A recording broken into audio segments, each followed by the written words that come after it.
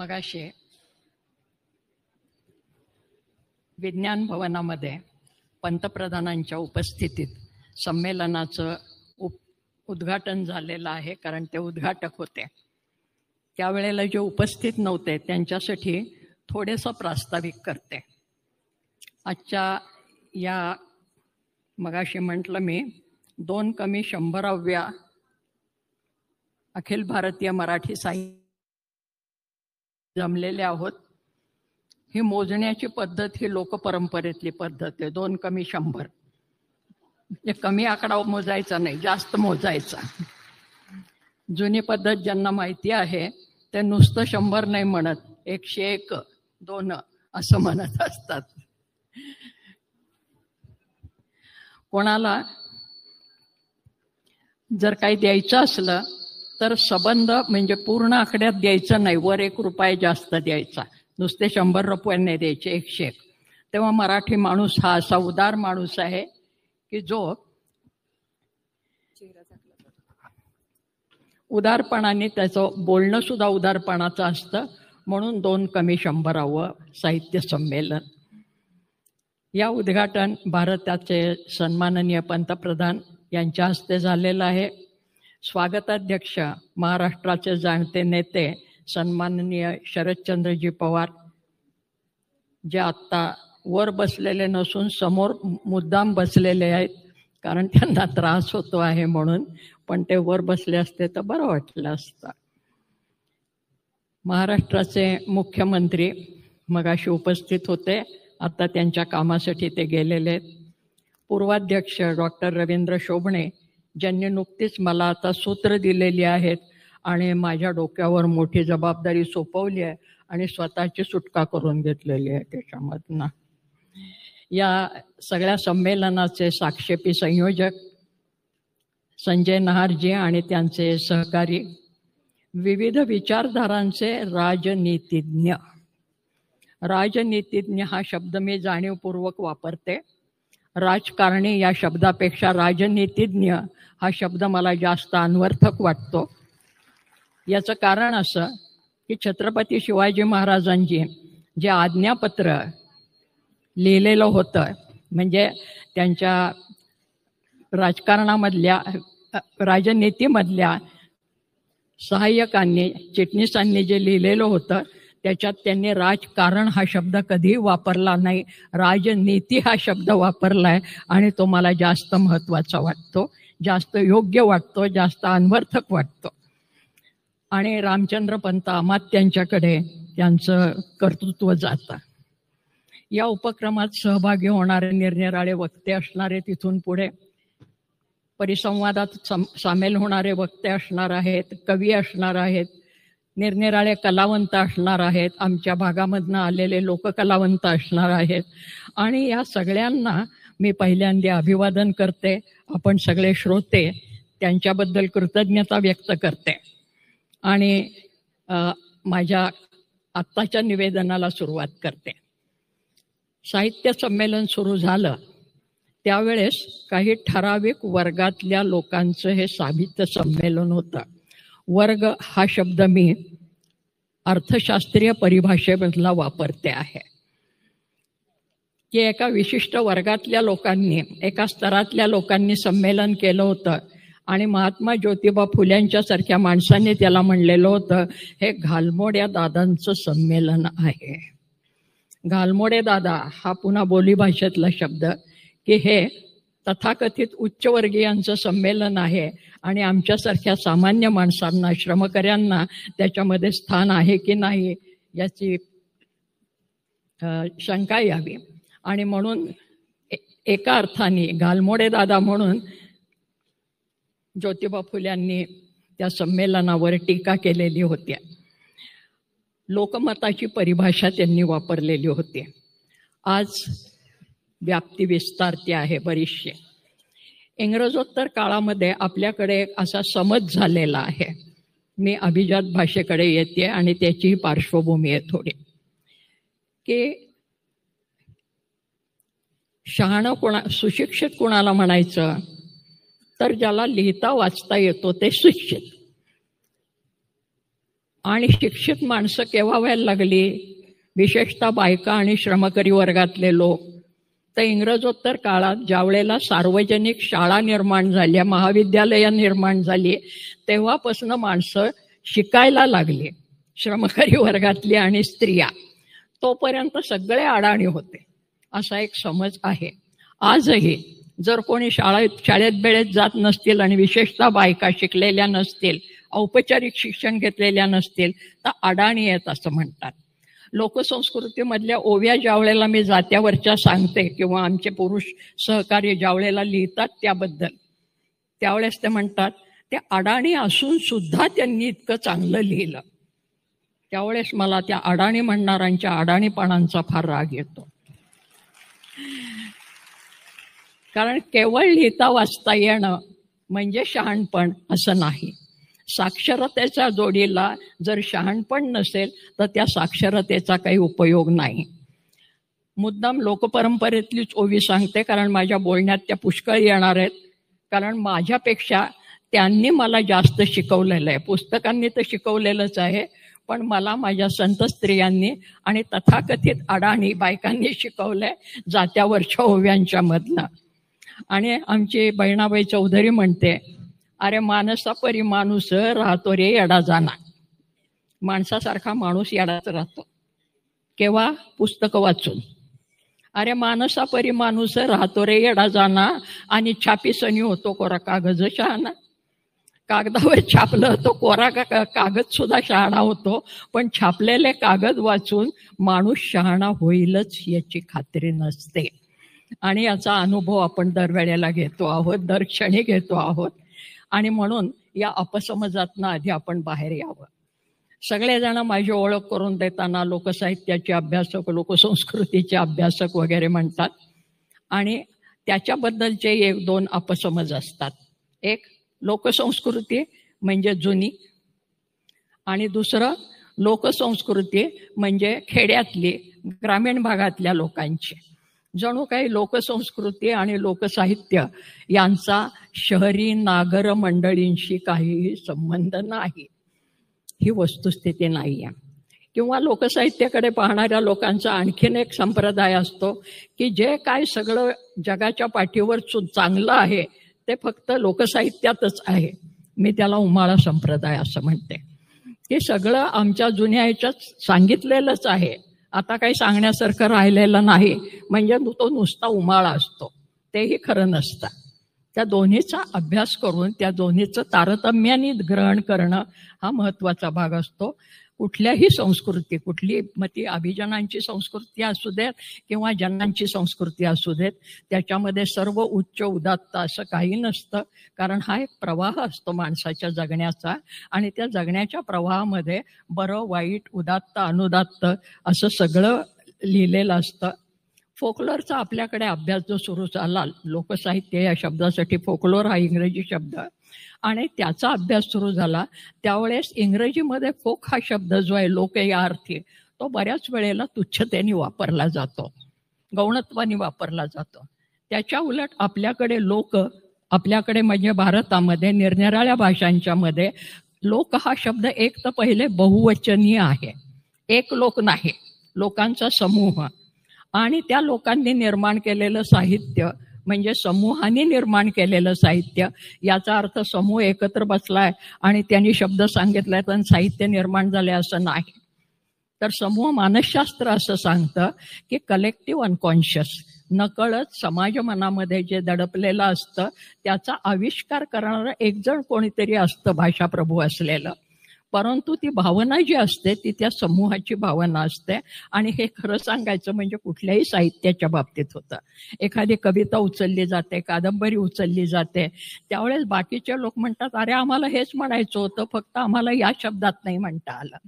तर हा साहित्यामधला जो भाग आहे तो आपण नीट समजून घ्यावा असं मला वाटतं. दुसरं असं आहे की जणू काही शेतीनिष्ठ अवस्थेमध्ये जे काय होतं साहित्य निर्माण, त्यालाच फक्त लोकसाहित्य म्हणायचं असं नाही आहे. लोकसाहित्य हा एक प्रवाह आहे. कारण कलेक्टिव्ह अनकॉन्शियस, नकळत अबोध समूह मनामध्ये जे दडपलेलं असतं ते कायमच असतं. समाज कुठला का असेना तो औपचारिक अर्थाने शिकलेला असू देत किंवा बिन शिकलेला असू देत, आणि त्याचा आविष्कार हा निरनिराळ्या प्रकाराने होत असतो. दुसरी महत्वाची गोष्ट, आपल्याकडे लोक हा शब्द आदरार्थीच नेहमी वापरलाय. लोकमत, लोककल्याण, लोकमन, अशा लोकसत्ता इथपर्यंतचा शब्द आहे. तर लोक हा आदरार्थी शब्द आहे, त्यांचा आदर केलेला आहे. आणि लोकांच्या मध्ये जे प्रिय असतं, सर्वसामान्य लोकांच्या मध्ये, त्यांचा अभिजन परंपरा ज्याला आपण म्हणतो, उच्च परंपरा ज्याला आपण म्हणतात, ती नेहमी उसनवारी करत असते. नागर आणि लोक म्हणजे जे शहरामध्ये राहिलेले आहेत इंग्रजोत्तर काळामध्ये, ते नगरामध्ये राहणारे, आणि जे श्रमकरी आहेत मातीशी जुळलेले, ते लोक, असा आपला एक समज आहे. परंतु गंमत अशी आहे की लोकपरंपरेमध्ये जे चाललेलं आहे आणि ते जर लोकप्रिय व्हायला लागलं तर अभिजनांच्या मधली मंडळी त्याची उचलेगिरी करतात आणि तो त्या स्वीकार करत असतात. तो स्वीकार करत असताना तो दोन पद्धतीने स्वीकार केला जातो. पहिली गोष्ट तर त्याला तुच्छ लेखायचं आणि बाजूला टाकायचं, आणि तसं जर तो गप्प बसला तर बरं आहे. नाही गप्प बसला म्हणजे साम दाम दंड भेद अशा ज्या काही राजनीतीमधल्या गोष्टी असतात, सामोपचारांनी बाजूला सारायचा प्रयत्न करायचा, नाही झाला आणि तरी तो खंबीरपणे तो समाजामधला गट उभारायला लागला, तर मग शिक्षा करायची, त्याला पेडायचं, त्रास द्यायचा, उपद्रव द्यायचा, अशा गोष्टी बऱ्याच वेळेला होतात. आणि आपल्या समाजामध्ये, एखाद्या जातीमध्ये आणि विशेषतः देवदेवतांच्यामध्ये याची पुष्कळ उदाहरणं सापडतात. उदाहरणं द्यायला लागले तर फार वेळ होईल, तरी मी एखादं उदाहरण देईन. आणि मग तरीही नाही ऐकलं तर मग त्याचा स्वीकार करायचा आणि मग तो आमच्यातलाच कसा आहे हे सांगायचं. याचं अलीकडच्या काळातलं खूप मोठं उदाहरण म्हणजे गौतम बुद्धाचा 9वा अवतार म्हणून केलेला स्वीकार.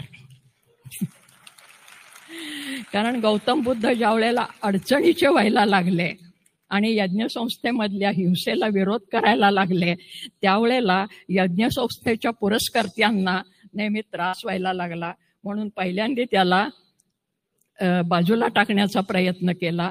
तसंही होत नाही, कारण लोकमनामध्ये हिंसेबद्दल अतिशय तिटकारा निर्माण झाला. निष्कारण कशाला हिंसा करायची, आणि मग त्याचा स्वीकार केला. नुसता स्वीकार केला नाही तर 10 अवतारामध्ये त्याला 9वा अवतार करून टाकला. बुद्धाची अनुयायी मंडळी आज विचारतात प्रश्न, त्याचं उत्तर अजून कोणाला देता येत नाही, की आमच्या सगळ्या 10 अवतारांचे देव आहेत ते कुठे ना कुठेतरी असतात मूर्तीमध्ये, याच्यामध्ये.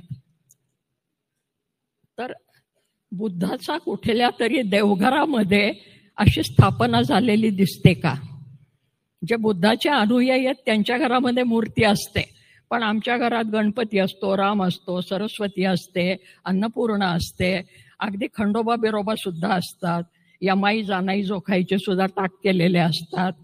ज्यांना देवता मंडल माहिती आहे, देवघर माहिती आहे, त्यांच्या लक्षात येईल. परंतु बुद्धाची मूर्ती आमच्या देवळामध्ये, आमच्या देवाऱ्यामध्ये बसवली आहे असं काही दिसत नाही. तर हे जे गौणत्व आहे, हे गौणत्व त्या परंपरेमध्ये असं चालत आलेलं असतं.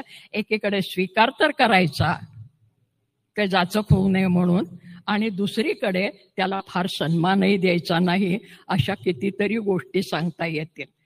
किंवा मग आमच्या सगळ्या धर्मसंकल्पनेमध्ये किंवा एकूणच परंपरेमध्ये उच्च, नीच, उदात्त, अनुदात्त, पुण्य, पाप, पवित्र, अपवित्र अशा बऱ्याच संकल्पना येत असतात.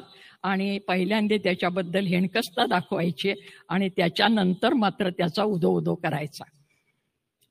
आता ह्या सगळ्या भाषेशी काय संबंध? तर भाषा ही या सगळ्याची वाहक असते. आणि म्हणून तुमच्या गाणी, म्हणी, उखाणे ज्या मगाशी उल्लेख केला, लोकसंस्कृतीतल्या लोककला, आणि आपल्याला असं वाटतं जागरण, गोंधळ, तो वासुदेव एवढीच लोककला, याच्या पलीकडे लोककला नाही. लोककला 2 प्रकारच्या आहेत. एक ही जे काय आपण जागरण, गोंधळ म्हणतो, या नाट्यात्मक लोककला, परफॉर्मिंग आर्ट. किंवा त्याला आपण प्रयोगसिद्ध लोककला असं म्हणतो, की ज्यांचे प्रयोग केले जातात मंचावर, आणि ते बहुधा नृत्यनाट्यात्मक असतात. म्हणजे त्याच्यामध्ये गाणी असते, एखाद्या देवतेची गोष्ट सांगितलेली असते, नृत्य असतं, नाट्य असतं, त्याच्यानंतर त्याच्यात संवादही असतात. ते बहुधा उत्स्फूर्त बोलले जातात. त्यांची वाद्य ठरलेली असतात, की गोंधळाच्या वेळेला कुठलं वाद्य वाजवायचं, जागरणाच्या वेळेला कुठलं वाद्य वाजवायचं, ती परंपरा ठरलेली असते. आणि त्याच्याही पेक्षा महत्त्वाची गोष्ट म्हणजे हे सगळं मिळून ती कला होते. आणि म्हणून त्याच्यात नृत्यही असतं, नाट्यही असतं, संगीतही असतं, वाद्यही असतं, कथाही असते, आणि एखादा व्रत देवता त्याच्याशी जोडलेली असते. एखाद्या जत्रा यात्रेच्या निमित्ताने होतं, त्या गावचा जो देव असेल त्या देवाची ती जत्रा असते, आणि त्या देवतेचे उदात्तीकरण त्या कथेमधनं केलेलं असतं. आणि मग आमची शहरी मंडळी ज्या वेळेला लोककलांचा अभ्यास करायला लागतात नॅशनल स्कूल ऑफ ड्रामामध्ये जाऊन, त्यावेळेस ते म्हणतात की लोककला म्हणजे काय? टोटल एक्सप्रेशन ऑफ लाईफ, जीवनाचं समग्र असं आकलन. तेव्हा जीवनाचं समग्र आकलन केवळ लोककलांच्या मधनंच होतं असं नाही, केवळ परफॉर्मिंग आर्टमधनं होतं असं नाही, प्रयोगसिद्ध कलांच्या मधनंच होतं असं नाही. संपूर्ण जीवनामध्ये हे समग्र आकलन असतं. कारण लोकजीवन ज्या ज्या घटनांनी घडतं, ज्या ज्या साधनांनी घडतं, ती सगळी साधनं मिळून लोकसाहित्य हा शब्द बनलेला आहे. त्यातला साहित्य हा शब्द आपण समजतो तसा केवळ शाब्दिक साहित्य नव्हे, म्हणजे कथा गीत एवढं नव्हे. ज्या ज्या साधनांनी लोकजीवन घडतं, मग ती उत्पादनाची साधनं, अन्न, वस्त्र, घरं, देवदेवता, श्रद्धा, आपले काय विधिविधानं असतील, विवाह पद्धती असतील, त्याच्यातले बारकावे असतील, हे सगळं मिळून ते लोकजीवन होत असतं. आणि हे लोकजीवन म्हणून ते लोकसाहित्य. आणि मग त्या लोकसाहित्यामध्ये या सगळ्याचा आविष्कार होताना दिसतो. तो साधनवाचक शब्द आहे. आता ज्या वेळेला ही सगळी मंडळी काही काही परंपरेनेच चालत आलेलं असतं, आपण सगळे त्यातनंच आलेले असतो. पण इंग्रजोत्तर काळामध्ये किंवा त्याच्याही आधी आपल्या समाजामध्ये 2 स्तर हे प्रामुख्याने दिसतात. एक निर्माण करणारा श्रमकरी वर्ग, महात्मा ज्योतिबा फुल्यांनी सांगितलेलंच आहे, आणि दुसरा हा उपभोक्ता वर्ग, जो स्वतःकडे ज्ञानाचा साठा आहे असं समजतो, असा एक वर्ग. आणि निर्माण करणारा जो वर्ग असेल त्याला मात्र दुय्यम मानायचं, श्रमकरी वर्गाला दुय्यम मानायचं. त्यांनी केलेल्या श्रमातनं झालेलं जे उत्पादन आहे त्या उत्पादनाचा मात्र उपभोग घ्यायचा. जी गोष्ट श्रमकऱ्यांची आहे, मग तो सुतार, लोहार, चांभार, शेतकरी कोणी का असेना. आणि दुसरा वर्ग जो आहे तो म्हणजे स्त्री. सगळ्यात मोठं उत्पादन जर कोण करत असेल तर स्त्री. कारण माणसाच्या जीवनामधल्या 3 महत्वाच्या गोष्टी ज्या असतात, 4 महत्वाच्या गोष्टी सांगितलेल्या असतात, की आहार, निद्रा, भय आणि मैथुन. की कुठलाही जीव असतो, तो जीव याच्या 4 प्रेरणा असतात. नॅचरल इन्स्टिंक्ट, मूलभूत प्रेरणा निसर्गाने दिलेल्या. आहार, जिवंत राहायचं म्हणजे खाल्लं पाहिजे काहीतरी. निद्रा, विश्रांती पाहिजे. भय, हेही जन्मतःच भय आहे. त्या अमक्याचं भय, तमक्याचं भय, त्याचा पुढे मग आपण विश्लेषण करू शकतो. पण भय ही भावना ही प्राणीमात्रामध्ये सगळीकडे आहे. आणि मैथुन, मैथुन म्हणल्यावर आपल्या डोळ्यासमोर फक्त जर येलो पिक्चर आलं तर पंचायत होईल. वंश सातत्य, कुठल्याही जीवाला आपला वंश टिकावा ही एक प्रेरणा असते.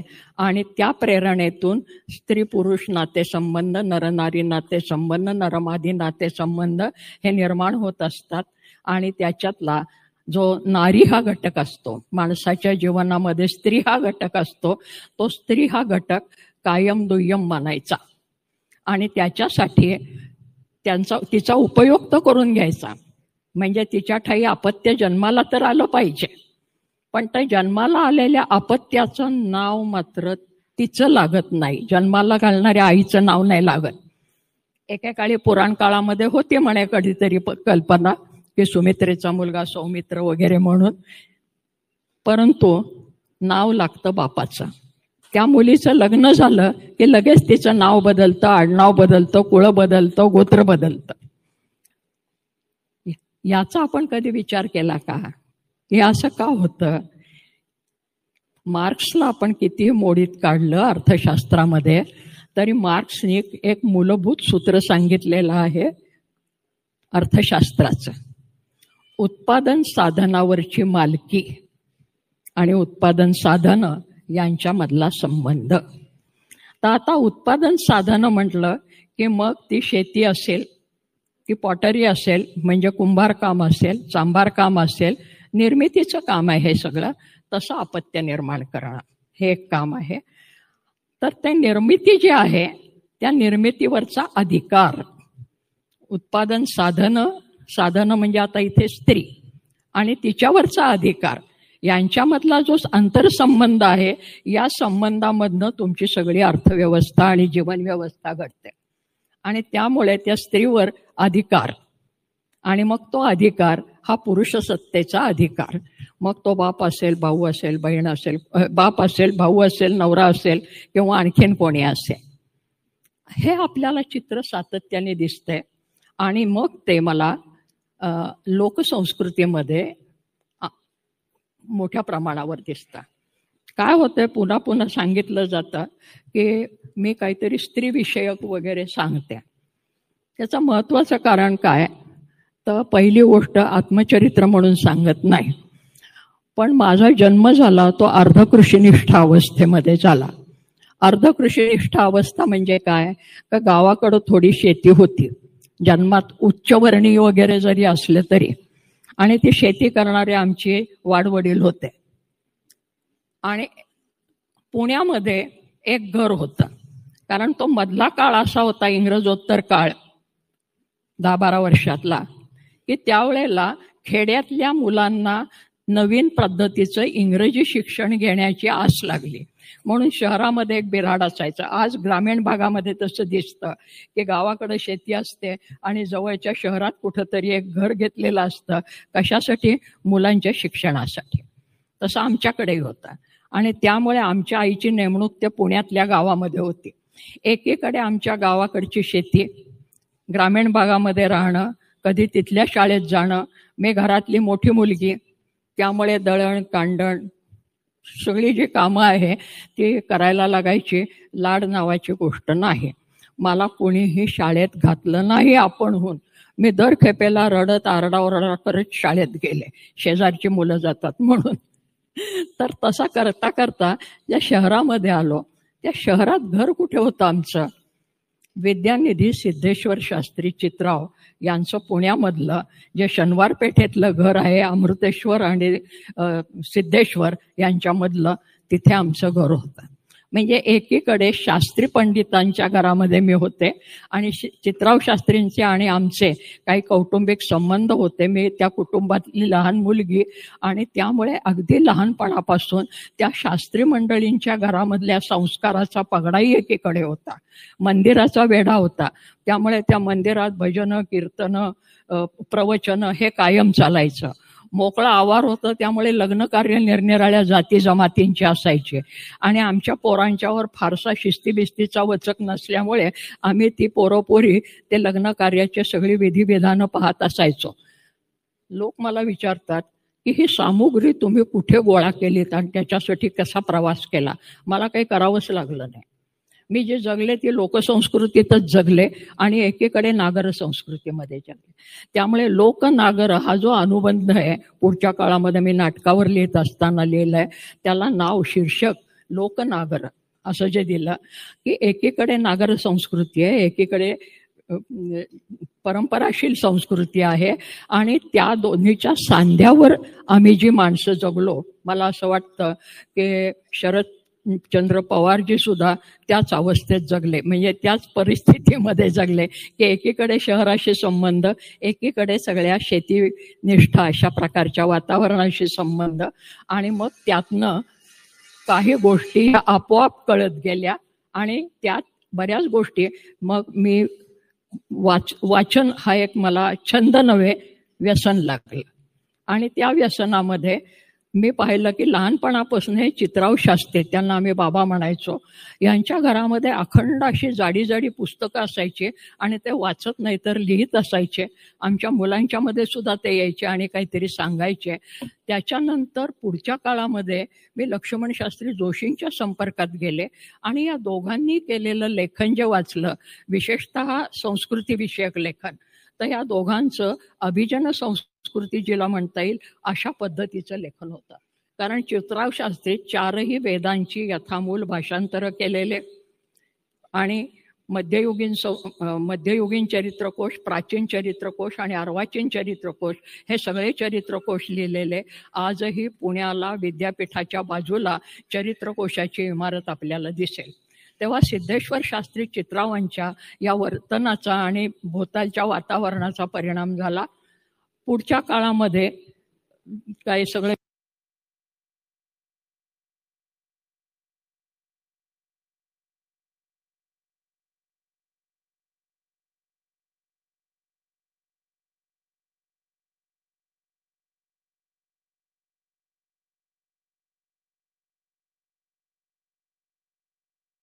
चरित्र सांगत नाही, पण माझी मी चुकत शिकत गेले. म्हणजे विद्यापीठाच्या परीक्षा दिल्या नाही असं नाही, परंतु पोटापाण्याचा उद्योग हा करत राहिले वयाच्या 18व्या वर्षापासून. आणि मग ते PhDचा प्रबंध वगैरे जी काय भानगड असते मास्तरांच्या आयुष्यात ती पण होऊन गेली. त्या काळामध्ये 1975 साली आंतरराष्ट्रीय स्त्रीमुक्ती वर्ष नावाची भानगड आली. ती आल्यानंतर माझ्यासारखी धड खेडं नाही धड शहर नाही अशा गावामध्ये राहणारी बाई आणि शहरामध्ये म्हणजे महानगरामध्ये राहणाऱ्या माझ्या मैत्रिणी आमच्या विचारधारा एकमेकांशी कायम संघर्ष करत राहिल्या. हे करता करता एकदा आमच्या मैत्रिणीने, सरळ नावं सांगते कारण फार चांगल्या मैत्रिणी आहेत माझ्या, त्या छाया दातारने मला टाटा इन्स्टिट्यूटमध्ये व्याख्यानाला बोलवलं आणि मग ते स्त्रीमुक्ती हा विचार, सिमॉन दी बो कशी आहे वगैरे असं ते सांगायला सुरुवात केली. तर त्यावेळेस मी म्हटलं की मला तर असं वाटतंय की सिमॉन दी बोनी सांगायच्या आधी मग मी कुठेतरी ऐकलेलं आहे, मला हे माहीत आहे, मला हे काही नवीन वाटत नाही.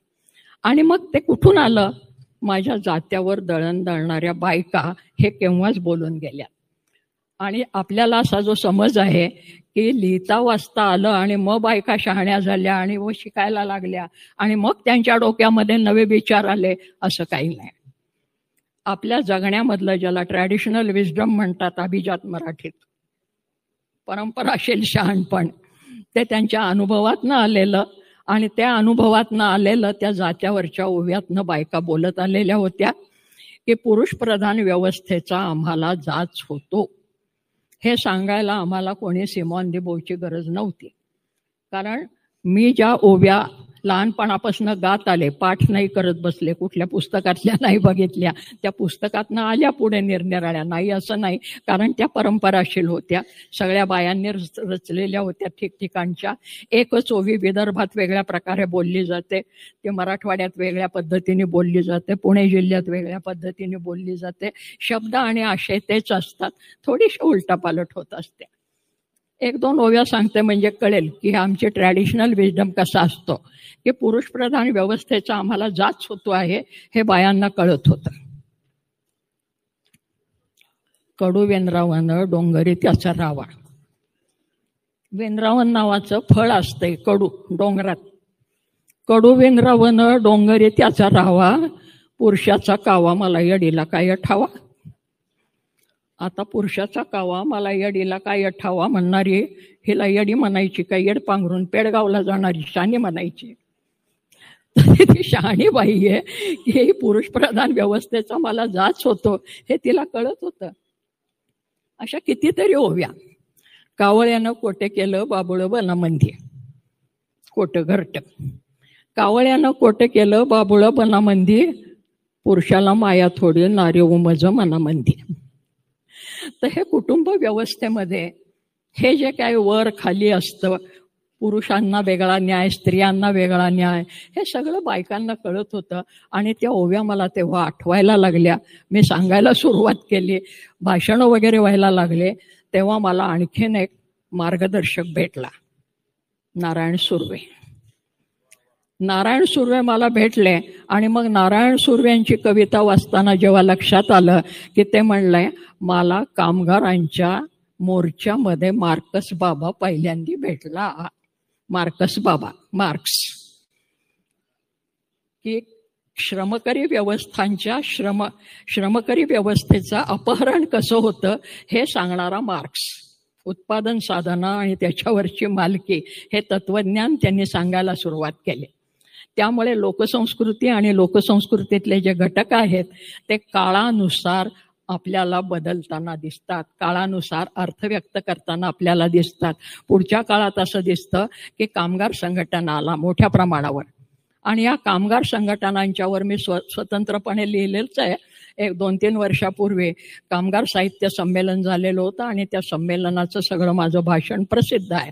तर त्या कामगार संघटनेमध्ये सगळ्या लोकसंस्कृतीमधल्या गीतांचा, कथांचा अतिशय प्रभावी उपयोग करून घेतलाय. आणि तो फक्त जात्यावरच्या ओव्यांनी नाही, तर आमच्या शाहिरांनी. सगळे जे डाव्या विचारसरणीचे शाहीर आहेत ते मुंबईला मोठ्या प्रमाणावर मोर्चामध्ये, ज्याला आपण करमणुकीचे कार्यक्रम म्हणू, कलापथकं म्हणू, त्याच्यामधनं करत आले. फार कशाला स्वातंत्र्यपूर्व काळात कलापथक ज्याला म्हणतात, त्या कलापथकांमधनं पुन्हा लोकपरंपरेतलीच गाणी किंवा त्या शैलीमध्ये रचलेली गाणी, म्हणजे सदानंद वर्दे आणि त्यांच्या सौभाग्यवती या मी शाळेत असताना त्या अशा प्रकारचे खेळ करत असत. खेळच म्हणायचे त्याला. आणि स्वराज्य आपलं टिकवायचं हैर, काँग्रेस दलामध्ये जाऊर, अशा प्रकारची गाणी ती ग्रामीण भाषेत म्हणायची. किंवा बिजली नाचेल गगनात, वादळ होईल जोसात, अशी गाणं आमचे बापट सर रचायचे. आणि ती रचली जायची, यांना माहिती आहे. आणि मी सदानंद वर्देंच्या सौभाग्यवतींना आमच्या शाळेमध्ये नाचायला आलेल्या आणि त्यांच्याबरोबर नाचताना पाहिलंय. तर या लोकपरंपरेमधल्या गीतांचा उपयोग सामाजिक चळवळींच्यासाठी मोठ्या प्रमाणावर झाला. तो कामगार चळवळींच्यासाठी झाला, तो स्त्री जागरणासाठी झाला, आणखीन अनेक चळवळींच्यासाठी झालेला दिसतो. फार कशाला, ही जात्यावर दळण दळणारी बाई ही इतकी सजग होते की ज्यावेळेला नेहरू, गांधी, टिळक यांच्या चळवळी चाललेल्या होत्या स्वराज्याच्या, किंवा टिळकांनी त्यावेळेला आणखीन एक मंत्र दिलेला होता, स्वावलंबन. तर स्वराज्याचा मंत्र लोकमान्य देते, मिळेल तेणे मुक्ती जनलोका, असं जात्यावर दळण दळणारी बाई म्हणायला लागली. गांधी आणि नेहरूंच्यावर बायकांनी गाणी रचली, कविता रचल्या, म्हणजे ओव्याच रचल्या. आणि दळताना म्हणायला लागल्या, गांधी माझा सखा ग होवी त्याला गाईन, ओव्या गाऊ कौतुक तू येर बाईटला, जवार माझ्या धीराचा वीर तो छातीचा. जवाहरलाल नेहरू. जवार माझ्या धीराचा वीर तो छातीचा, काटाकाडी सोजिराचा ये रे बाईटला. अशा प्रकारच्या ओव्या जात्यावर दळण दळणारी बाई ही राजकीय दृष्ट्या जागरूक होत होती. आणि महात्मा गांधीवरच्या ओव्या तर इतक्या सुंदर आहेत. गांधी हा गारुडी वाजवी तो पुंगी, तेणे येईल गुंगी इंग्रजाला. ज्याला परंपराशील शहाणपण म्हणतात, भोवतालच्या वातावरणातनं आलेलं, हे आमच्या लोकपरंपरेतल्या स्त्रियांच्याकडे आणि पुरुषांच्याकडे मोठ्या प्रमाणावर होतं. त्यामुळे कामगार चळवळीमधली अनेक मंडळी ही तुम्हाला पुढे लेखन करायला लागलेली दिसतात. कामगार संघटनेतनं आलेले, म्हणजे आता नारायण सुर्व्यांच्या सारखा माणूस 2-4 इयत्ता सुद्धा शिकला असेल किंवा नसेल, परंतु त्यांच्या कविता आमच्याकडे BA नेमेला अजूनही नेमलेल्या असतात असं आपल्याला दिसतं. असे कितीतरी लेखक कवी हे त्या काळात होऊन गेले. आमचे हे साठे,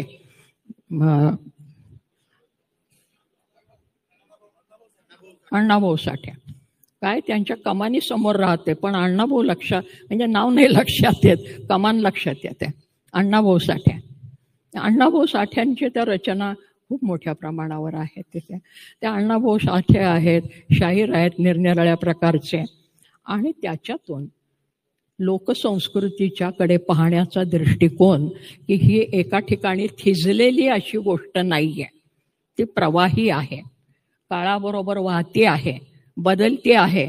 आणि त्याच्यातल्या काही गोष्टी बदलतात, काही गोष्टी गळून जातात, काही चालीरीती रूढी गळून जातात, आणि काही कायम शिल्लक राहतात. नद्यांना पवित्र मानणं किंवा अमक्या पर्वावर त्या नदीचं स्नान करणं. आता काही दिवसापूर्वी आमच्या सांगलीला आणि वाईला कृष्णामाईचा उत्सव झाला.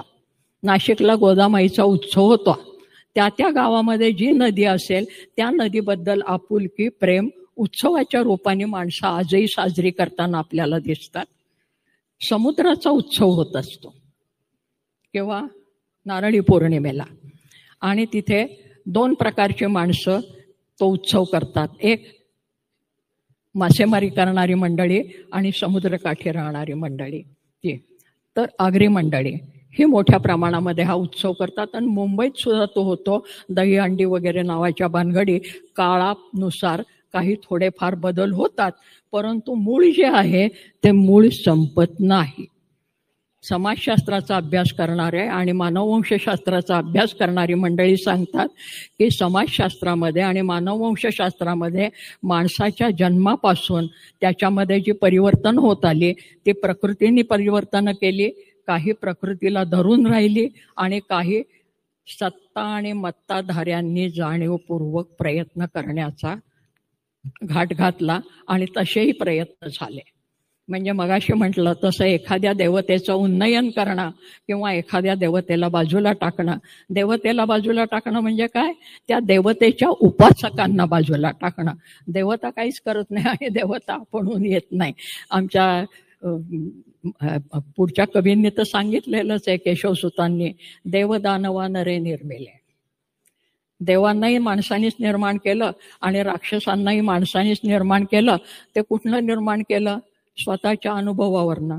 कारण माणसांच्या मध्येच काही सज्जन माणसं असतात देवासारखी आणि काही दुर्जन माणसंही असतात. म्हणून आमच्या देवतांच्या मध्ये सुद्धा 2 प्रकारच्या देवताच दिसतात, म्हणजे स्त्री देवता पण आणि पुरुष देवता पण. एक अतिशय सौम्य आणि उदार अशा असतात, आणि दुसरा उग्र आणि संतापी देवता असतात.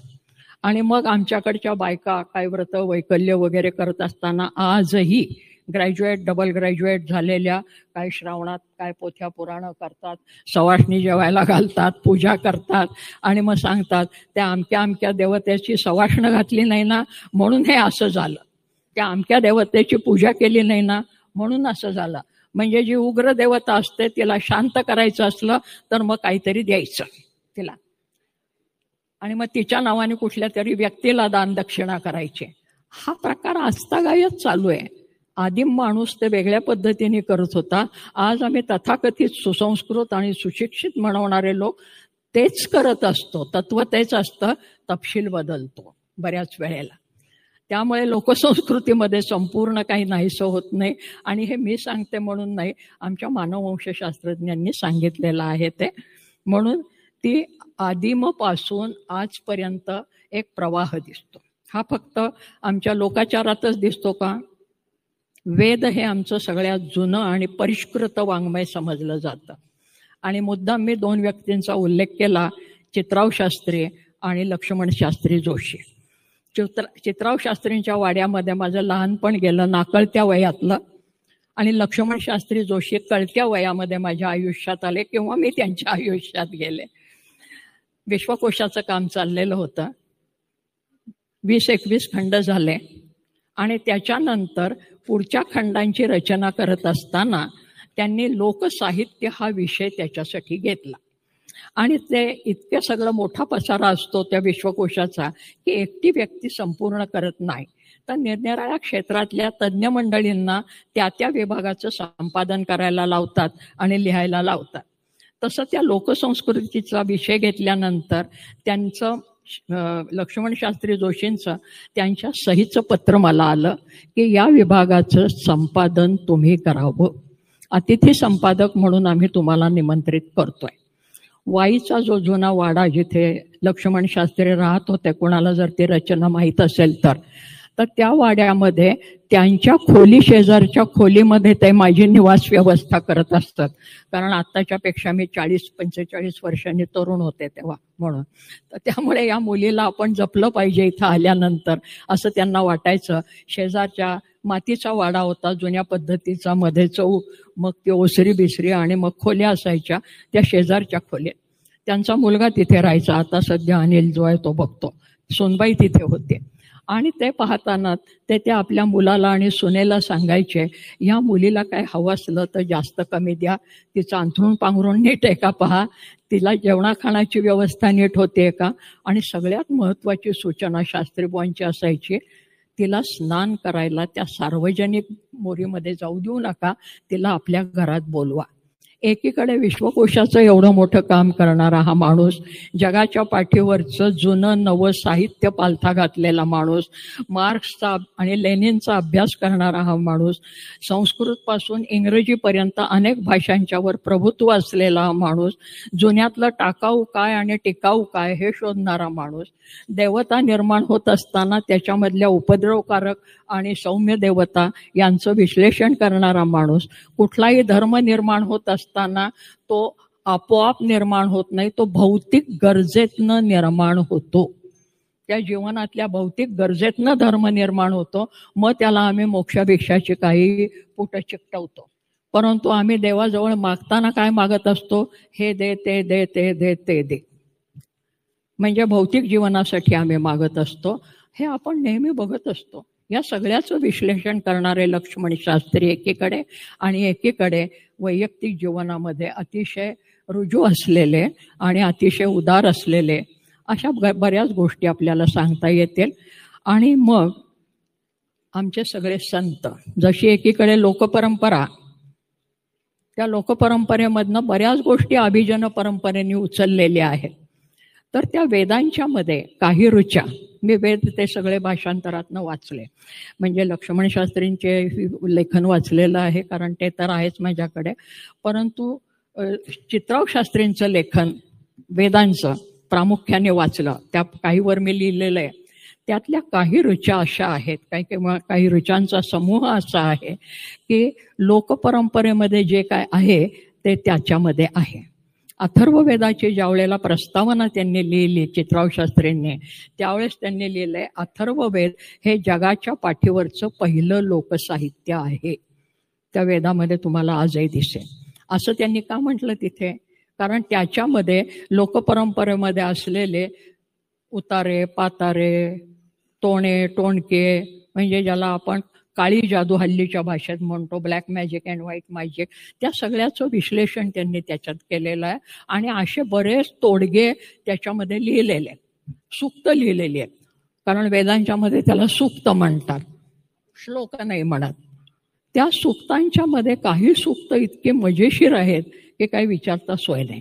कारण आम्ही अभिजनांच्या काही मंडळींनी असं एक वातावरण निर्माण केलंय की वेदांच्या काळामध्ये सगळं उच्च उदात्त होतं, स्त्रियांना फार मोठं स्वातंत्र्य होतं आणि माणसं फार उदार होती वगैरे. असं जर असेल तर मग मला त्या ऋग्वेदात आणि ते सूक्त पुनरुक्त झालेलं अथर्ववेदात का सापडतं? सूक्ताचं नाव आहे सपत्नी नाशन सूक्त. प्राकृत मराठीमध्ये सांगायचं झालं तर सवतीचं वाटोळं करण्याचा मंत्र, सपत्नी नाशन सूक्त. सपत्नी म्हणजे सवत. आता ज्या वेदांच्या काळामध्ये स्त्रियांना एवढं स्वातंत्र्य होतं आणि उच्च उदत्त वगैरे जर असं वातावरण होतं, तर एखाद्या बाईला का होईना किंवा तो ऋषी जो कोण रचणारा असेल त्याला सवतीचं वाटोळं व्हावं असा मंत्र का लिहावा असा वाटला, असा प्रश्न मला पडला. आणि मग ते सूक्त सगळं वाचलं, कारण भाषांतर फार सुंदर केलेलं आहे त्यांनी आणि यथामूल भाषांतर आहे. तर त्याच्यामध्ये त्या सवतीचं वाटोळं कसं होऊ देत आणि मग नवऱ्याने तिच्याकडे कसं न पाहू दे, आणि जर तिला गर्भ राहिला तर त्या गर्भाची शिरणशीर ठेचून कशी काढ, हा सगळा मंत्र लिहिलेला आहे. एक कुठली तरी वनस्पती हे नाशक म्हणून घेतलेली आहे. अशा बऱ्याच तोडग्यामध्ये असलेल्या भानगडी त्याच्यामध्ये आहे. आता हे तिथे झालं, म्हणजे वेदांच्या मध्ये झालं. तुम्ही म्हणाल काळ बदललाय पुढे, असं कधी होतं का? आशापूर्णा देवी या बंगाली लेखिकेची कादंबरी आहे, प्रथम प्रतिश्रुती नावाची. हिला साहित्य अकादमीचाही पुरस्कार मिळालेला आहे. त्या प्रथम प्रतिश्रुतीमधली जी नायिका आहे ती अबोध वयाची नायिका आहे, कारण लहानपणी लग्न होत असत. 10-11 वर्षाची मुलगी आहे ती. आणि त्या बंगालमध्ये एक व्रत दीर्घकाळ केलं जात असे, अजूनही काही ठिकाणी केलं जातं. त्या व्रताचं नाव आहे संजुती व्रत. आणि त्याच्यामध्ये काय असतं, एक विशिष्ट प्रकारची रांगोळी असते. ती रांगोळी काढायची आणि त्या रांगोळीमध्ये ज्याला आपण प्रपंचात लागणाऱ्या वस्तू म्हणू, त्या वस्तू त्या रांगोळीने रेखाटायच्या. कुठलं देव तुळस बिळस असं काही नाही. म्हणजे काय, पळ्या लागतात, चिमटे लागतात, उलथणे लागतात, झारा लागतात, परात लागते, आणखीन काही लागतं, चूल लागते.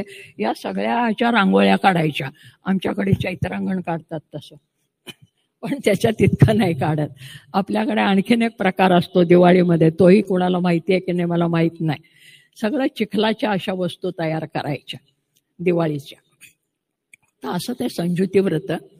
आणि त्याच्यामध्ये ही मुलगी निरीक्षण करते, मोठ्या बायकांच्या बरोबर लग्न झाल्यानंतर त्या व्रताचं आचरण करते. आणि त्या व्रताच्या आचरणात काय आहे, त्या लोकभाषेमध्ये बंगालमधली जी काय असेल ते, त्याचं मराठी भाषांतर केलेलं आहे.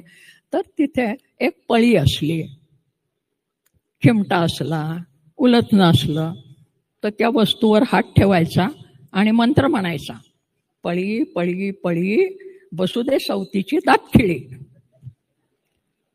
म्हणजे त्या सवतीचं वाटोळं कसं करतीचा एक एक अवयव घेऊन असं त्या प्रत्येक वस्तूवर हात ठेवायचं. सगळं काही वर्णन करत नाही, कल्पना आली असेल. मग आता वेदांच्या मधला हा मंत्र सपत्नीनाशन सूक्त. आणि ही बाई मध्ययुगामध्ये जे व्रत करते आहे त्या व्रताचा आशय की सवत आहे आणि त्या सवतीमुळे त्या बाईला त्रास होतोय, हे मुख्य सूत्र. ते काही बदलत नाहीये, तपशील बदलतो, तत्व कायमच राहतं ते. आणि मग पुढे जात्यावर दळण दळणाऱ्या माझ्या बाया त्या ओय म्हणतात की सवतीवर लेख कोण देतो, सवतीवर लग्न करून देताना ते काय लव्ह मॅरेज करून करत नाही जुन्या परंपरेमध्ये. ते आत्ता होत असेल कदाचित. तर ते होतं काय तिथे, तर बायका जात्यावर दळता दळता त्यांचा अनुभव व्यक्त करत असतात. कारण त्या म्हणतात गाण्याच्या नादात तुला वडीते दगडात. त्या गाण्याच्या नादात ती लोकते, जात्या तू इसवर नको मला जड जाऊ, सयाच्या दुधाचा बाया पाहतात अनुभव. तेव्हा माझ्या आईच्या दुधाचा अनुभव आहे, माझ्या माऊलीचं दूध माझ्या मनगटी खेळत. आणि असं ती म्हणते. आणि ते म्हणता म्हणता ओवी म्हणते की लग्न केलं बापाने, सवतीवर लेक दिली जशी साखरेची गोणी. सवतीवर लेक दिली जशी साखरेची गोणी, बाप ऐकून झाले वाणी. एखादा वाणी जशी साखरेची गोणी विकतो आणि पैसे घेतो, तसा मला साखरेची गोणी समजून त्यांनी विकलं या नवऱ्याला. आणि मला तो पैसे घेऊन मोकळा झाला. तो जणू काही वाणी झाला, व्यापारी झाला सवतीवर देऊन.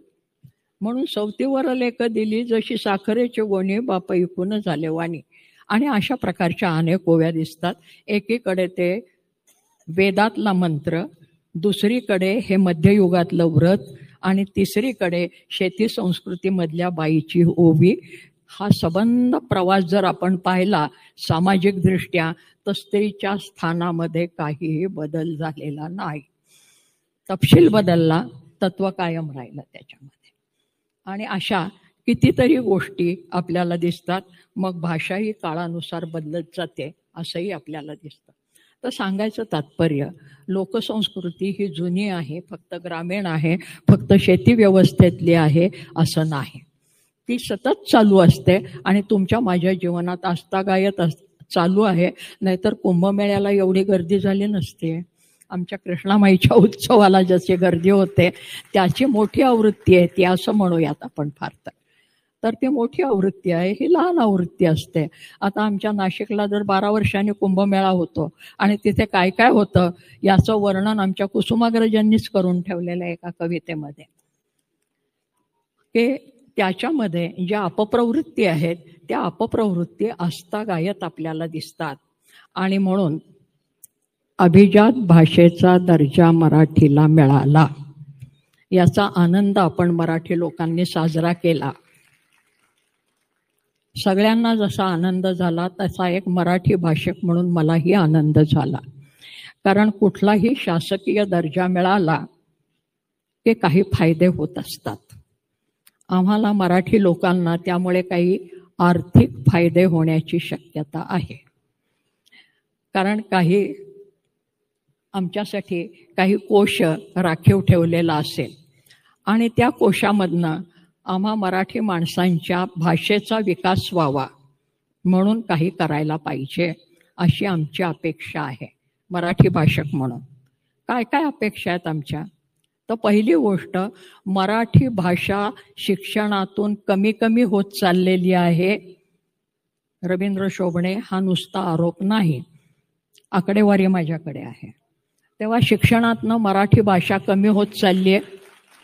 ती केवळ पालक इंग्रजी शाळेत मुलांना घालतात म्हणून नव्हे, तर मराठी शाळा बंद पडत आहेत, त्यांच्या जागा विक्रीला निघत आहेत. ही गोष्ट मुंबईसारख्या ठिकाणी घडते आहे आणि सांगलीसारख्या ठिकाणी घडते आहे. ज्या मराठी शाळा म्हणजे मराठी माध्यमाच्या शाळा या खाजगी आहेत त्यांना सगळ्यांना अनुदान वेळेवर मिळत नाही, शिक्षकांना सगळ्या पगार वेळेवर मिळत नाहीत. त्यामुळे मग तिकडे गुणवान शिक्षक यायला नको म्हणतात. तर मराठीचा दर्जा कमी व्हायला एकीकडे पालक जबाबदार निश्चितपणे आहेत, पण दुसरीकडे ही व्यवस्थाही जबाबदार नाहीये का? कारण आम्ही जे शिकलो म्हणजे आमची पिढी, आम्ही म्हणजे मी व्यक्तिशः नाही, तर मला असं वाटतं रवींद्र शोभणेंच्या काळातही ते असेल की आम्ही नगरपालिकेच्या शाळात, म्युन्सिपाल्टीच्या शाळात, गावात जी कमी फीची शाळा असेल किंवा शक्यतो मोफत शाळा असेल तर त्या शाळेमध्ये आम्ही शिकलो. आणि आता फी भरून सुद्धा मुलांना शाळा चांगली मिळत नाही, कारण त्यांना आर्थिक तरतूद पुरेशी नाही, जागा नीट नाहीत त्यांच्यासाठी, पाण्याची सोय नाही, मुलांना शारीरिक विधीसाठी मुलींच्या शाळातनं सोय नाही, अशा कितीतरी गोष्टी आहेत. तेव्हा आमची अपेक्षा काय आहे की मराठी भाषा टिकवायची असेल तर उत्सव जरूर करावा, कविता वगैरे जरूर म्हणाव्यात, कारण त्यामुळे एक प्रकारचा जोश येतो, नाही असं नाही. परंतु त्याच वेळेला या ज्या व्यावहारिक गोष्टी आहेत की मराठी शाळा बंद पडू नयेत आणि सगळ्यात महत्त्वाची 10वी पर्यंतचं जे शिक्षण आहे मुलांचं ते मराठी माध्यमातूनच झालं पाहिजे. दुसरी गोष्ट, इंग्रजी माध्यमाच्या शाळा आहेत, त्या इंग्रजी माध्यमाच्या शाळात मराठी शिकवलं जातं, नाही असं नाही, परंतु ते दुय्यम मराठी म्हणून त्याची पुस्तकं वेगळी केली जातात. तर आमची मराठी मुलं ज्या शाळेमध्ये शिकत असतील तर त्या शाळेमधल्या मुलांना उच्च मराठीचीच पुस्तकं शिकवली पाहिजेत इंग्रजी माध्यमाच्या शाळेतल्या. आणि हे मी शिक्षण क्षेत्रात 45 वर्ष सक्रिय काम केल्यानंतर आणि आजही शिक्षण क्षेत्राशी संबंध असल्यामुळे सांगते. कारण मला रीतसर रिटायर्ड होऊनही 25 वर्ष झालेली आहेत, म्हणजे 60 बुद्धी नाठी होऊन सुद्धा. पण आजही माझा शिक्षकांशी संबंध आहे, शाळांशी संबंध आहे, शिक्षण व्यवस्थेशी संबंध आहे आणि त्याच्यातनं मला या बातम्या मिळत आहेत. कुठल्याही बाबतीत महाविद्यालयांच्यामधनं जे शिकवलं जातं त्याच्यातनं मराठी विषयाला फारसे विद्यार्थी नाहीत आणि म्हणून आमचे MA PhD झालेले, MPhil वगैरे झालेले मास्तरसुद्धा बेकार पडलेत किंवा ते क्लॉक आवर बेसिसवर तासिका तत्वावर शिकवतात. आणि ग्रामीण अर्धग्रामीण भागामध्ये ही अतिशय वाईट परिस्थिती आहे. शहरामध्ये काय आहे मला माहिती नाही. तर आमची मागणी अशी आहे म्हणजे मराठी जनांची की मराठी माध्यमातून शिक्षण व्हावं. ज्या पालकांचा असा गैरसमज असेल की मराठीतनं शिक्षण घेतलं की पोटापाण्याची नीटशी सोय होत नाही, तर हाही अपसमज आहे. इंग्रजी माध्यमातनं शिक्षण घेतलं की आमचं पोरं परदेशी जात आहेत आणि परदेशी जाणाऱ्या पोरांचा आता ट्रम्प बाबा काय करतायत हे आपण बघतो आहे. की माझ्या कुटुंबातली 4 मुलं अशा आधांतरी तरंगत आहेत की कोणे एकेकाळी ती अमेरिकेमध्ये गेली, आणखीन कुठे गेली. आणि मग कारण आम्ही जर बिहारी लोकांना मुंबईमधनं हाकलत असू तर आमच्या मुलांना त्यांनी का हाकलू नये, तेच तत्व लावायचं झालं तर.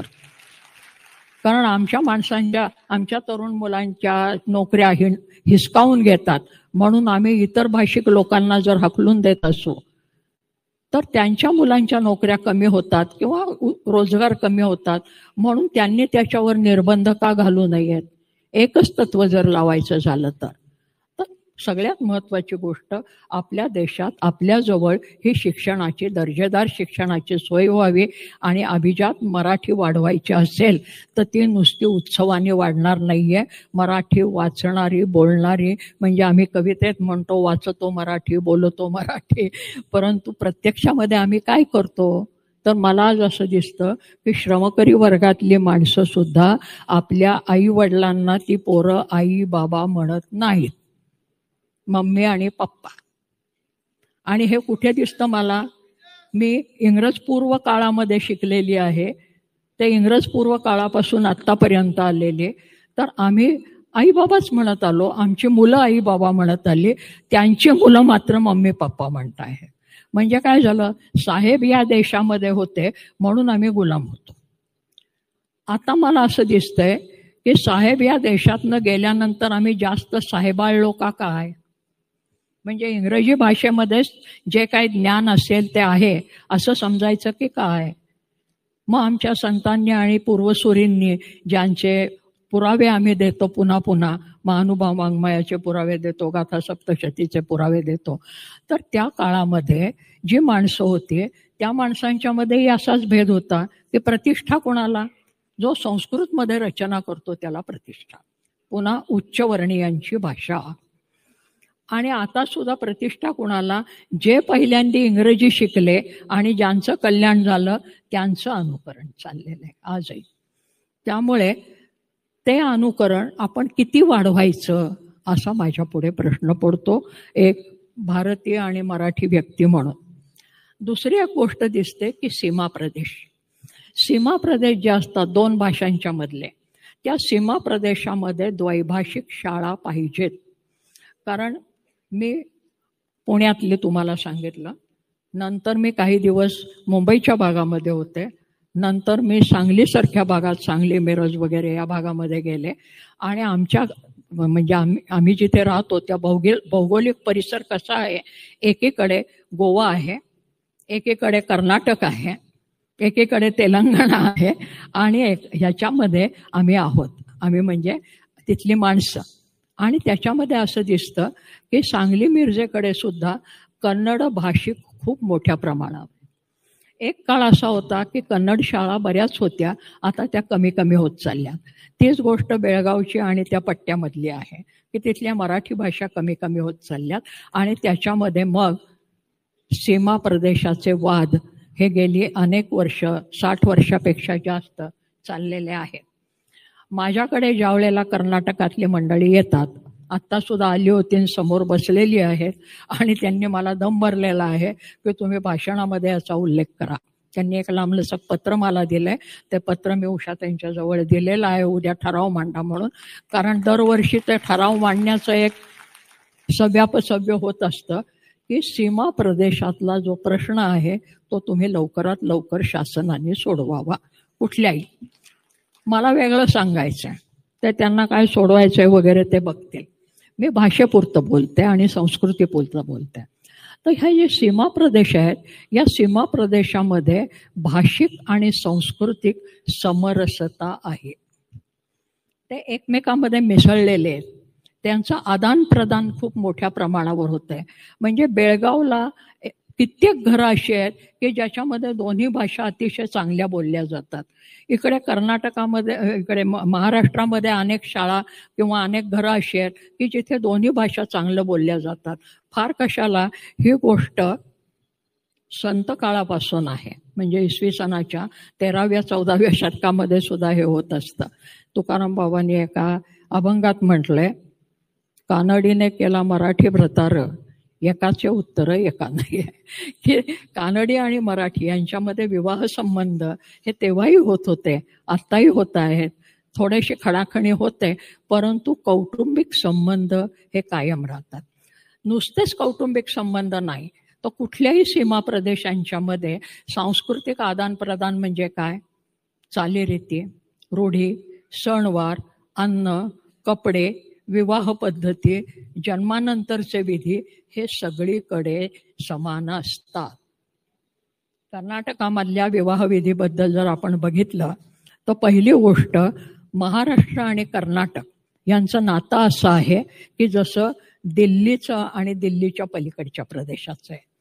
दिल्लीची जी काही निरनिराळी व्युत्पत्ती सांगितली जाते दिल्ली या शब्दाची, त्यातली एक व्युत्पत्ती सांगितली जाते देहली. देहली म्हणजे उंबरठा. आणि हा उंबरठा कुठला, तर उत्तरेकडे हिमालयाच्या पायथ्याकडे आणि त्याच्या पलीकडे जाणारा जो प्रदेश आहे त्यातून जर दक्षिणेकडे यायचं असलं तर दिल्ली ओलांडल्याशिवाय येता येत नाही. म्हणून दिल्ली हा उंबरठा. आणि म्हणून अतिशय प्राचीन काळापासून दिल्ली ही अनेकांची राजधानी आहे. महाभारत काळापासून दिल्ली ही राजधानी आहे. नावं बदलली, भूप्रदेश थोडा इकडचा तिकडे झाला. कौरव पांडवांच्या काळामध्ये ते खांडवन होतं, ते जाळलं वगैरे, त्या सगळ्या घटना झाल्या.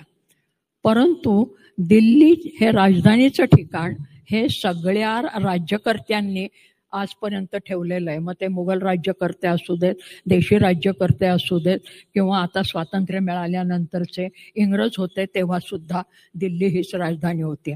मधल्या काळामध्ये एक प्रयत्न झाला होता, काही गव्हर्नरनी केला होता, आणि तो म्हणजे महाराष्ट्रामधली कुठली तरी दुसरी राजधानी करायची, परंतु तो यशस्वी झाला नाही. त्याच्याबद्दलचा आपण तो मुद्दा सोडून देऊ त्याच्यामध्ये. तर या कर्नाटक आणि महाराष्ट्र सीमा प्रदेशामध्ये लग्नाचे विधी हे पुष्कळ परस्परांशी जुळलेले आहेत. वस्त्र, आपण मराठी माणसं संस्कृती म्हटलं की सांस्कृतिक कार्यक्रम म्हटलं की पहिल्यांदा आमच्या बायका काय करतात, तर नऊवारी लुगडी, नाकामध्ये नथ आणि गळ्यामध्ये तो कोल्हापुरी साज, म्हणजे झाली महाराष्ट्राची संस्कृती पोशाखामध्ये आलेली. तर हे नऊवारी लुगडं नावाची जी गोष्ट आहे, कासोटा घालणं, आपल्या संबंध याच्यात त्या साडी या प्रकारावर माझा एक खूप मोठा प्रबंध आहे, तो सोडून देऊ आपण. पण साडीचे प्रकार किती आणि कसे, तर त्यातला महाराष्ट्र हा भाग असा आहे की जो उत्तरेकडचा आर्यभाषिक प्रदेश आणि दक्षिणेकडचा द्रविड भाषिक प्रदेश याच्या तळ्यात मळ्यात एक एक पाय टाकून उभा असल्यासारखा आहे. आणि म्हणून दोन्हीचं अभिसरण आपल्याला या प्रदेशामध्ये झालेलं दिसतं. तर त्यातली एक सकच्छ साडी, सकच्छ म्हणजे नऊवारी कासोटा वगैरे घालून नेसलेली, त्याला सकच्छ म्हणायचं. तर ती साडी ही कर्नाटक, महाराष्ट्र, तेलंगणा, पार मद्रासपर्यंत तुम्हाला दिसते. नेसण्यामध्ये थोडाफार फरक असेल, पण सकच्छ हे कायम आहे त्याच्यामध्ये. महाराष्ट्राच्या वर नऊवारी साडी तुम्हाला दिसत नाही. लग्न कार्यामध्ये वधूला हिरवी साडी घेणं, हिरवं वस्त्र घेणं हे महाराष्ट्रामध्ये, कर्नाटकामध्ये आणि दक्षिणेकडे आहे, उत्तरेकडे कुठेही नाही. तुम्ही बंगालमध्ये जा, गुजरातमध्ये जा, कुठेही नववधूला हिरवी साडी आणि हिरवी काकणं नाही, तिथे लाल असतात. बंगालमध्ये गेल्यावर तर ते लाल काठाची साडी असते तिथे. अशा बारीक बारीक गोष्टी दिसायला आपल्याला दिसतात. हिरवी काकणं आणि हिरवी साडी हे महाराष्ट्र आणि महाराष्ट्राच्या खाली गेल्यानंतर आपल्याला दिसायला लागतं. सगळ्यात महत्त्वाची गोष्ट, मंगळसूत्र म्हटलं की आपल्याकडे सौभाग्याचं गौरीशंकर होतं. ते मंगळसूत्र मुळामध्ये उत्तरेकडच्या कुठल्याही प्रदेशामध्ये नाही. आता सिनेमा पाहून आणि ते काय सिरियलमध्ये पाहून वगैरे ते मंगळसूत्र सगळीकडे झालेलं आहे. परंतु दक्षिणेकडे महाराष्ट्र आणि कर्नाटकामध्ये त्याला तालीबंधन असा शब्द आहे परंपरेमधला. तर त्या मंगळसूत्राच्या ज्या वाट्या असतात त्याचे आकार थोडेसे वेगळे असतात. हे सगळं मी बघितलेलं आहे म्हणून तुम्हाला सांगते हा. कारण कर्नाटकामध्ये माझा खूप मोठा पसारा आहे मित्रमैत्रिणींचा. तर ते तालीबंधन इथे महाराष्ट्रामध्ये मंगळसूत्र हे फक्त दक्षिणेकडे जातानाच आहे विवाहामध्ये. सगळ्यात महत्त्वाची गोष्ट, हळद नावाचा जो विधी आहे की ज्याच्या आता सिरियलमध्ये आणि चित्रपटामध्ये फार मोठा पसारा दाखवला जातो, तो हळद नावाचा विधी भारतामध्ये सर्वत्र आहे. आता हे कसं आलं याचा आम्ही कुठे विचार करणार आहोत की नाही? सांस्कृतिकदृष्ट्या, अँथ्रोपॉलॉजिकली, मानववंशशास्त्रदृष्ट्या आदिवासींच्या पासून, कोरकू जमातींच्या पासून उच्चवर्णीयांच्यापर्यंत भटक्या विमुक्त जमाती फार कशाला, धर्मांतर झालेल्या जमाती, जाती. म्हणजे ख्रिश्चन धर्मांतर झालेली माणसं महाराष्ट्रात खूप आहेत, इस्लाम धर्मांतर झालेली माणसं खूप आहेत, आणि त्यांच्यामध्ये हळद हा विधी आहे, आस्तागायत चाललेला असतो. कारण मला लहानपणापासून हे ख्रिश्चन आणि इस्लाम मित्रमैत्रिणी खूप भेटले. आता शहरामध्ये राहणाऱ्या किती मुलामुलींना लहानपणापासून इतक्या विविध गोष्टी पाहायला मिळतात किंवा जवळ असतात मला माहिती नाही. त्यामुळे त्या जाती जमातींच्या मध्ये काय काय चालतं हे लहानपणापासून अनुभवलेला. मी शाळेत असताना कल्याणला 2 इस्लाम मुली होत्या आणि त्या लग्न होऊन आल्या. लग्न होऊन आल्यानंतर आम्हाला कुतूहल की त्या इस्लाम मुलींच्या कशा असतील त्या. काही नाही, हिरव्या साड्या नेसलेल्या, हिरवी काकणं घातलेल्या, फक्त कपाळाला कुंकू नव्हतं आणि गळ्यामध्ये डोरलं सुद्धा बांधलेलं, म्हणजे काळ्या मण्याची पोत ही सुद्धा घातलेली. हे इस्लाममध्ये आजही आहे. मिरजेला आमच्या इस्लाम वस्ती खूप मोठ्या प्रमाणावर आहे आणि आजही आहे. त्यांच्या घरामध्ये कुंकवाचा करंडा असतो, पण ते कुंकू कपाळाला लावत नाहीत. आपल्याकडे कोणी आल्या त्या बायका किंवा आपण त्यांच्याकडे गेलो तर त्या करंडा पुढे ठेवतात आणि म्हणतात तुमच्या हाताने तुम्ही लावून घ्या, परंपराशील बायका. आणि आपल्या घरामध्ये त्या आल्या आणि आपण लावायला गेलो तर त्या कपाळाला लावून घेत नाही, तिथे कंठाला लावून घेतात, पण त्या हळद कुंकू नाकारत नाहीत. या ठिकाणी मी कोणाचा गौरव करत नाही. संस्कृतीचं आदान प्रदान कसं होतं आणि धर्मांतर झालं तरी संस्कृत्यांतर होत नाही सीमा प्रदेशामध्ये. हे आपल्याला ख्रिश्चनमध्येही दिसतं. ख्रिश्चनची उदाहरणं आहेत. मी माझ्या लेखी भाषणामध्ये सगळे बारकावे आणि सगळी उदाहरणं लिहिली आहेत. म्हणजे आपला कृष्ण जन्म असतो तसा देखावा आमच्या मिरजेच्या ख्रिश्चन कुटुंबांच्यामधनं होत होता परवापर्यंत, की गोठ्यामध्ये त्याचा जन्म झाला, कारण त्या मेरीला बाळणपणाला चांगलं स्थान मिळालं नाही. त्यामुळे धर्मांतर आणि संस्कृत्यांतर याच्यातलं अंतर आपण कुठे समजून घेणार की नाही. त्याच्या पुढची गोष्ट साहित्य. आमची ख्रिश्चन मैत्रीण आपल्याला सगळ्यांना माहिती आहे, त्या इथे आलेलीही असेल आज, सिसिलिया कार्वालो. तिचं पुस्तक आहे हिंदोळा नावाचं. त्या पुस्तकाला माझी प्रस्तावना आहे सुरुवातीची. ती ख्रिश्चन धर्मांतरित, तिचे वाडवडील झालेले, त्यांचं मूळ जे आहे ते वाडवळ नावाच्या एका आदिवासी जमातीमध्ये आहे. ती वाडवळ जमात पहिल्यांदा ख्रिश्चन झाली आणि मग ही सगळी पुढची मंडळी ही ख्रिश्चन म्हणून यायला लागली. त्याच्यामध्ये ज्या चालीरीती आहेत, रूढी आहेत, गाणी आहेत, परंपरा आहेत, त्या सगळ्या तिने त्या पुस्तकामध्ये दिलेल्या आहेत. आणि मग त्या तुमच्या माझ्या घरामध्ये असलेल्या महाराष्ट्रातल्या बहुजन समाजातल्या घरापेक्षा वेगळ्या नाहीत. त्याच्यानंतर अनुपमा उजगरे, ही तुम्हाला माहिती आहे सगळ्यांना. ही अनुपमा उजगरेंनी ख्रिस्ती बायकांच्या जात्यावरच्या ओव्या लिहिलेल्या आहेत, जमा केल्या. त्याला ते पाठराखण केली आहे. ते पुस्तक जर तुम्ही पाहिलं तर आपल्या खेड्यामध्ये राहणाऱ्या बायका ज्या आहेत त्यांच्यापेक्षा वेगळ्या ओव्या नाहीत, तशाच आहेत, आशय तसाच. फक्त आमच्याकडे विठ्ठल जर आला ओवीमध्ये तर त्यांच्याकडे येशू येतो, एवढाच फरक. पण ओवीची धाटणी आणि रचना ही त्याच प्रकारची असते. तेव्हा धर्मांतर आणखीन संस्कृत्यांतर याच्यामधला फरक. दुसरी गोष्ट अशी की ज्या वेळेला परकीय लोक आमच्याकडे येतात, आले जुन्या काळापासून, ते पहिल्यांदी आपली भाषा शिकले, स्थानिक भाषा शिकले. म्हणजे ते कुठल्याही उद्देशाने येऊ देत, व्यापाराच्या उद्देशाने येऊ देत, धर्मांतराच्या उद्देशाने येऊ देत, परंतु ते आधी लोकभाषा शिकले.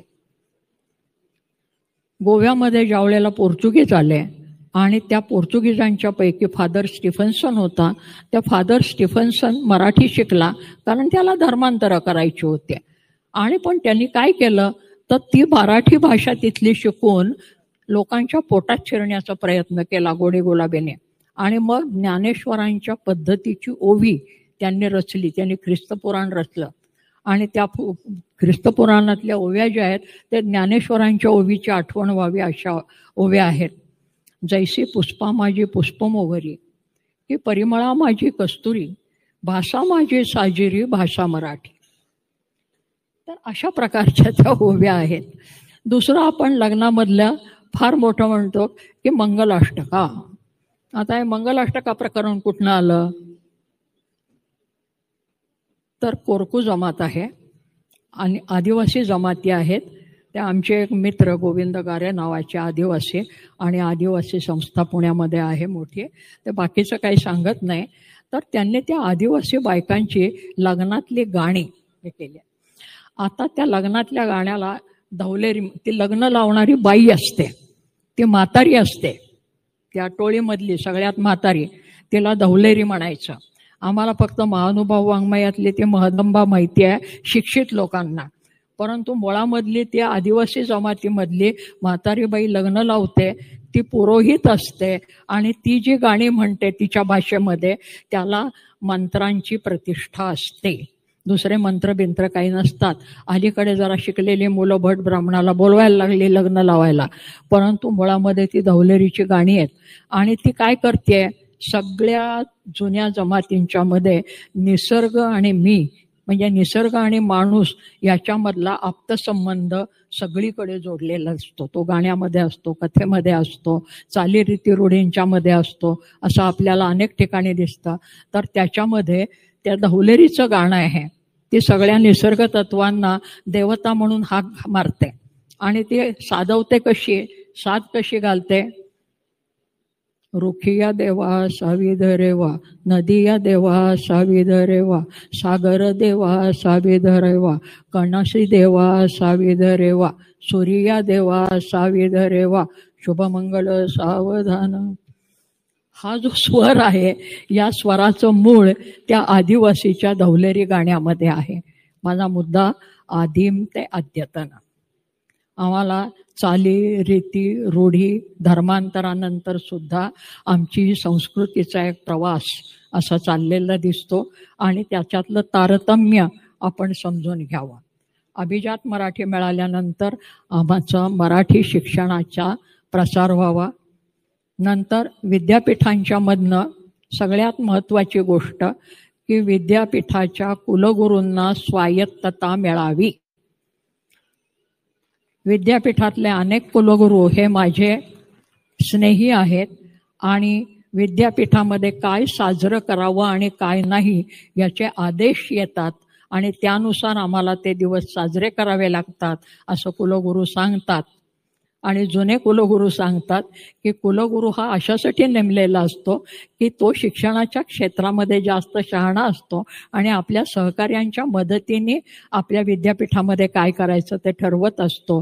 पण दिवसेंदिवस आमच्यावर ही बंधनं येत आहेत आणि शासकीय आदेशानुसार आम्हाला चालावं लागतं. मग कुलगुरू पदाला काही प्रतिष्ठाच राहत नाही. तर त्या कुलगुरूंना ही स्वायत्तता मिळावी. एक उदाहरण फक्त सांगते त्याच्यामध्ये की मी ज्या संस्थेमध्ये नोकरी करत होते त्या संस्थेचे जे संचालक मंडळ होतं ते सगळं गुजराती संचालक मंडळ होतं, व्यापारी लोक आहे ते अजूनही. आणि त्याच्यामध्ये एक संचालक मंडळातले गुजराती गृहस्थ आले आणि प्राचार्यांच्या खुर्चीमध्ये बसले. दुसरे ज्येष्ठ गृहस्थ होते ते आले आणि ते म्हणला त्या खुर्चीवर बसू नका, ती प्राचार्यांची खुर्ची आहे आणि ह्या आवारामध्ये प्राचार्य हा राजा आहे, तुम्ही मी नाही. आपण संचालक मंडळामध्ये जरी असलो तरी त्या खुर्चीचा अधिकार आपल्याकडे नाही. संपवते. हा आदर्श आहे, आज तो लोपलेला आहे. आज कोणीही आलं, अगदी साधा नेता जरी आला तरी तो त्या शिक्षकाच्या खुर्चीत प्राचार्यांच्या खुर्चीमध्ये बसतो. आणि त्या संस्थेमध्ये जे स्वायत्तता पाहिजे कुठल्याही, मग ते प्राथमिक शिक्षक असू देत, माध्यमिक असू देत किंवा आणखीन कुठला असू देत, तर ते लोपतंय का काय, अशा प्रकारची शंका यावी असं वातावरण सगळीकडे आपल्याला दिसतं. तेव्हा अभिजात मराठी झाली ही गोष्ट खरी आहे. शासकीय हुद्दा मिळाला त्याचा आनंद आहे. त्याच्यानंतर काही आर्थिक लाभ मिळतील त्याचाही आम्हाला आनंद आहे. आणि त्याच्यानंतर जर साहित्य संमेलनं करायची असतील मराठी, तर मराठी बोलणारी, लिहिणारी, वाचणारी, व्यवहार करणारी माणसं वाढायला पाहिजेत का नको? आणि त्याची आतुरता असलेली तरुण पिढी मला सगळीकडे दिसते. म्हणजे आमच्या ग्रामीण भागात आणि सीमा प्रदेशामध्ये कर्नाटक, महाराष्ट्र आणि अगदी गुजरात, महाराष्ट्र सुद्धा, या ठिकाणी प्रादेशिक साहित्य संमेलनं मोठ्या प्रमाणावर होत आहेत. म्हणजे महाराष्ट्र आणि कर्नाटक या सीमा प्रदेशात वर्षाकाठी 4 ते 5 संमेलनं होतात. आमच्या गावातनं सांगली परिसरामध्ये वर्षाकाठी 10 ते 15 साहित्य संमेलनं होतात निरनिराळ्या ठिकाणी. त्या ठिकाणची मुलं मुली लिहित आहेत, आपली पुस्तकं प्रसिद्ध करत आहेत, तिथे लहान लहान प्रकाशक निर्माण होत आहेत. तेव्हा समाजातला तळातला एक वर्ग असा वर येतो आहे, याच्याकडे आमचं लक्ष आहे का नाही असा प्रश्न पडतो. तेव्हा या मंडळींना आम्ही प्रोत्साहन देण्यासाठी काय करणार आहोत आणि मग साहित्य संमेलनं कोणासाठी भरवणार असा प्रश्न निर्माण होईल. आणि म्हणून ग्रंथव्यवहार हा नीट होण्याच्या दृष्टीनं शिक्षित मंडळी वाढली पाहिजेत आणि ती वाढण्यासाठी त्यांना सहकार्य हे शासन यंत्रणेकडून मिळालं पाहिजे. यापेक्षा शासन यंत्रणेने त्याच्यामध्ये जास्त हस्तक्षेप करू नये असं त्या क्षेत्रातल्या लोकांना मनापासून वाटतं आहे. एकीकडे आम्ही असं सांगत असतो, आमचं भारतीयांचं ध्येय काय आहे, सगळ्या विश्वाला आम्ही एक करणार आहोत. आमच्या रवींद्रनाथ ठाकूरांनी सांगितलेलं आहे, त्यांनी शांतिनिकेतन स्थापन केलं तेव्हा, की शांतिनिकेतनचं ध्येय काय आहे, तर इथल्या विद्यार्थ्यांना विश्वैक नीडम, नीड म्हणजे घरटं, एखाद्या घरट्यामध्ये जसे सगळेजण प्रेमाने आणि गुण्यागोविंदाने राहतात तसे संबंध विश्वामधले लोक राहावेत असं वाटत असेल तर त्यांना मुक्तता पाहिजे. मुक्तता म्हणजे स्वैराचार नव्हे वगैरे वगैरे सुभाषितं मला पाठ आहेत, त्याचं काही स्पष्टीकरण करत नाही. परंतु सर्वसामान्य माणसंही जबाबदारीने वागणारी असतात, त्यांच्या जबाबदारीवर विश्वास ठेवावा हे निश्चितपणे. आणि सीमा प्रदेशामध्ये तर याच्याबद्दल जास्त जागरूक असलं पाहिजे, नाहीतर ते सीमावाद हे जास्त मोठ्या प्रमाणावर पेटतील. गुजरात आणि महाराष्ट्र सीमा प्रदेशातले काही अनुभव सांगणार होते, पण आता मलाच थकायला झालेलं आहे. ते मी माझ्या लेखी भाषणामध्ये लिहिलेलं आहे की कुठपासनं ते हे संस्कृती एकमेकामध्ये मिसळते. तर त्या सापुतारा आणि डांग प्रदेशामधले, म्हणजे आम्ही शाळेत असताना अमुक अमुकसह संयुक्त महाराष्ट्र झालाच पाहिजे म्हणून आरवळ्या देत होतो, त्यातला तो डांग प्रदेश आहे.